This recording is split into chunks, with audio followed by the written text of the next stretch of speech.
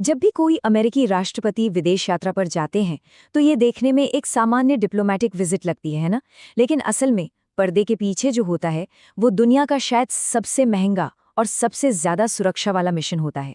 तो आज हम इसी विशाल ऑपरेशन की परतों को खोलकर देखेंगे। चलिए एक चौंकाने वाली बात से शुरू करते हैं।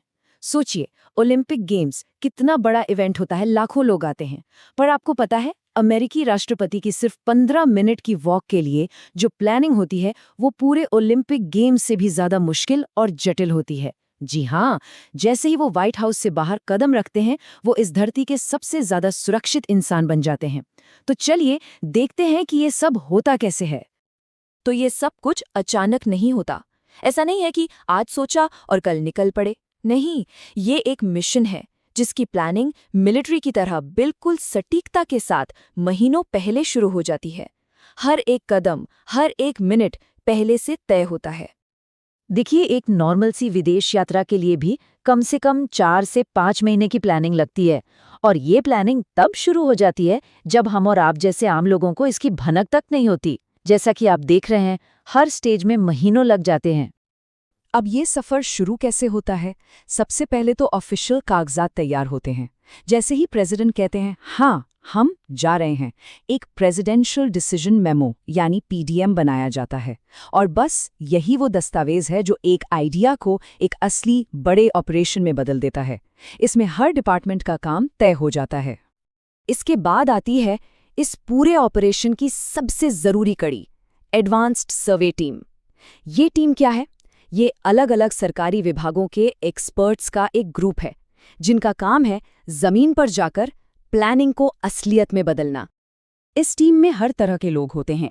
व्हाइट हाउस का स्टाफ है, सीक्रेट सर्विस के लोग हैं, कम्युनिकेशन के माहिर लोग हैं। मतलब ये एक तरह का चलता फिरता कमांड सेंटर है जिसमें हर छोटी बड़ी जरूरत के लिए कोई ना कोई एक्सपर्ट मौजूद होता है।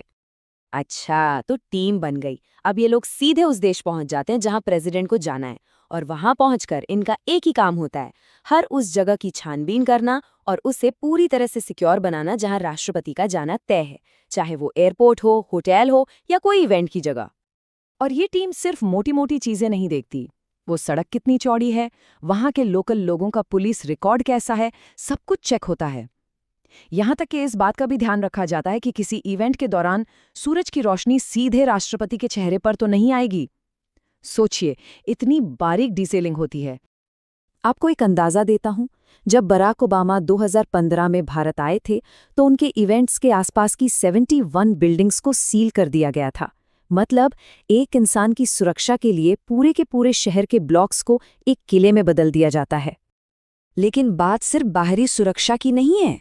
जो प्रोटोकॉल फॉलो किए जाते हैं वो हमारी सोच से भी कहीं ज्यादा हैं। सच में इतने असाधारण कि आप सुनकर हैरान हो जाएंगे। ये सब चीजें दिखाती हैं कि डिटेलिंग किस लेवल की है। ये सिर्फ जान बचाने की बात नहीं है, ये उनकी सबसे प्राइवेट बायोलॉजिकल जानकारी, मतलब उनके डीएनए तक को बचाने की बात है। अब खतरा शब्द का मतलब यहाँ बहुत बड़ा है। इसमें कुछ ऐसी चीजें भी शामिल हैं जिनके बारे में हम और आप सोच भी नहीं सकते। प्लान करने वालों को हर चीज के लिए तैयार रहना पड़ता है, जानवरों से लेकर हवा में उड़ती पतंगों तक से। जैसे कि भारत में बंदरों को भगाने के लिए बाकायदा एक्सपर्ट्स को हायर किया जाता है जो लंगूर की आवाज निकालते हैं। अब प्रेसिडेंट के उस देश में पहुंचने से कई दिन पहले ही उनका पूरा का पूरा तामझाम वहां पहुंच जाता है और ये C-17 ग्लोब मास्टर जैसे विशाल कार्गो प्लेन में आता है। इसमें उनकी गाड़ियां, हेलीकॉप्टर, सुरक्षा के सारे उपकरण, सब कुछ होता है। और इसी तामझाम का सबसे मशहूर हिस्सा है राष्ट्रपति की कार, जिसे कहते हैं द बीस्ट। और यकीन मानिए, ये सिर्फ एक कार नहीं है, ये तो 9000 किलो का एक चलता फिरता कमांड सेंटर और बंकर है।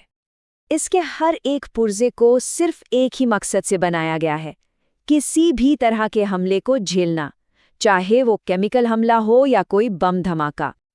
और जब ये कार सड़क पर निकलती है तो अकेली नहीं होती। पूरा काफिला, जिसे मोटरकेड कहते हैं, वो अपने आप में सुरक्षा का एक कोरियोग्राफ्ड डांस जैसा है। हर गाड़ी का एक खास बहुत ज़रूरी रोल होता है और हमलावरों को कंफ्यूज करने के लिए एक जैसी दिखने वाली कई गाड़ियां होती हैं। तो अब सवाल ये उठता है कि एक इंसान के लिए ये चलता फिरता किला बनाने में खर्चा कितना आता है? इसका जवाब आपको हैरान कर देगा। इकोनॉमिक टाइम्स की एक रिपोर्ट ने अंदाजा लगाया था कि 2015 में जब बराक ओबामा भारत आए तो सिर्फ एक दिन की विजिट का खर्चा करीब $200 मिलियन था।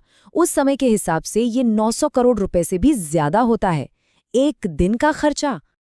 हाँ, व्हाइट हाउस ने ऑफिशियली इस नंबर को कभी कंफर्म नहीं किया और असल खर्चा कभी बताया भी नहीं जाता, लेकिन फिर भी इससे हमें ये तो समझ आता ही है कि ये कितना महंगा सौदा है। इस खर्चे का अंदाजा लगाने के लिए बस इतना समझिए, राष्ट्रपति की एक दिन की यात्रा का खर्च नेपाल जैसे एक छोटे से देश की एक दिन की पूरी कमाई के बराबर हो सकता है। तो आखिर में ये एक सवाल जरूर खड़ा होता है, आज की इस खतरनाक दुनिया में क्या ये सुरक्षा एक जरूरत है या फिर ये एक ऐसी फिजूल खर्ची है जिसकी कोई हद नहीं? शक्ति और सुरक्षा की असली कीमत क्या है?